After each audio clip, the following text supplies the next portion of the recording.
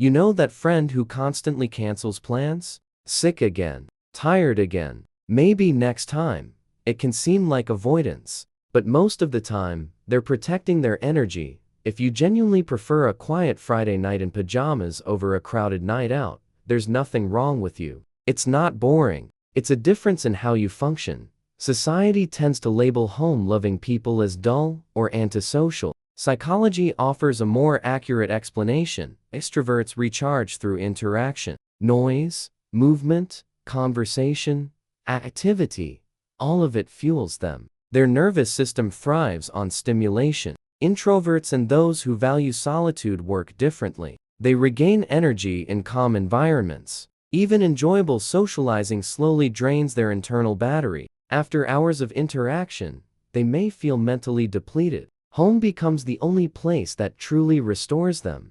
This aligns with optimal arousal theory. Everyone has a different threshold for stimulation. Some people need more input to feel engaged. Others perform best with less. It isn't laziness. It isn't fear. It's neurological wiring. But preferring home isn't only about introversion. It's also about control. The outside world is unpredictable. Loud strangers, last-minute changes, shallow small talk. Constant uncertainty creates subtle stress. At home, the variables are manageable. You choose the lighting, the sound level, the pace, the atmosphere. That sense of control reduces cognitive overload. For people with anxiety or high sensitivity, this isn't indulgence, it's regulation. It's how they maintain stability. There's another overlooked benefit.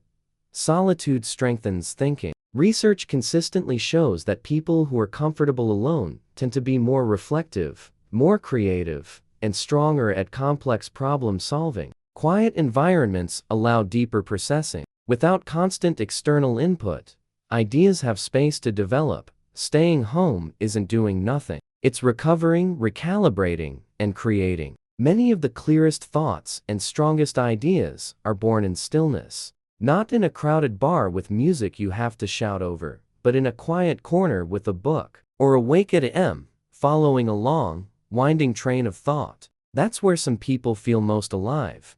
We live in a culture that glorifies visibility. The photos from rooftop parties, the packed calendars, the constant say yes mindset. Social media amplifies the message. If you're not out, you're missing something. If you're not surrounded by people, you must be lonely. But what if your ideal evening is a documentary, a warm bowl of soup, soft lighting, and absolutely no expectations? What if your nervous system relaxes the moment the door closes behind you? That isn't sadness. It's awareness of what actually nourishes you. Still, it's important to acknowledge nuance. Not everyone who stays home is doing it from a place of balance. For some, avoidance is rooted in social anxiety, the racing heart before gatherings, the mental replay of conversations afterward. For others, past trauma makes unpredictability feel unsafe. Depression can flatten motivation entirely, turning invitations into emotional weight. In those situations, home can become both a refuge and a cage. It protects, but it can also limit growth. That's why the distinction matters. Are you choosing solitude because it restores you, or because engaging with the world feels unbearable? One reflects regulation, the other signals withdrawal. For people who genuinely prefer staying home, the experience is different. They're not hiding, they're aligning. They find satisfaction in subtle details most people overlook. The quiet ritual of making coffee in the morning, the comfort of a familiar blanket, the exact spot on the couch that feels right, the way late afternoon light softens a room. These moments aren't small to them, they're grounding. Psychologists often describe this tendency as a low stimulation preference. Some nervous systems function best without constant novelty and noise. High stimulation, loud spaces, rapid conversation, unpredictable plans creates cognitive overload. Lower stimulation allows clarity. It leaves room for thought, imagination, and deeper processing.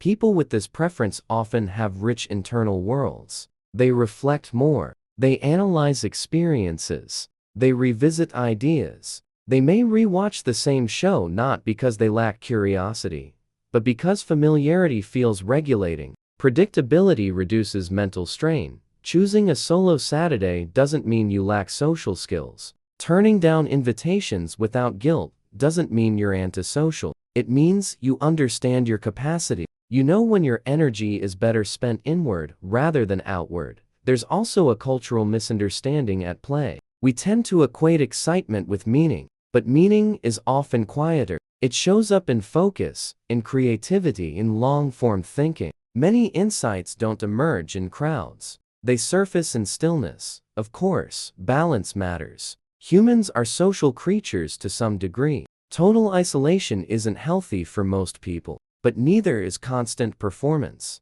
The healthiest place is usually somewhere in the middle. Intentional connection paired with intentional solitude. So, the real question isn't whether staying home is good or bad. It's whether it's conscious. Do you stay in because it fills you up, sharpens your thinking, and gives you peace? Or because stepping out feels threatening, exhausting, or pointless? If it's the first, you're not missing life. You're living it in a way that fits your wiring: depth over noise, calm over chaos, authenticity over optics. And if it's the second, that's not a flaw either. It's a signal, and signals can be worked with. Either way, staying home isn't automatically a weakness. Sometimes, it's where clarity begins.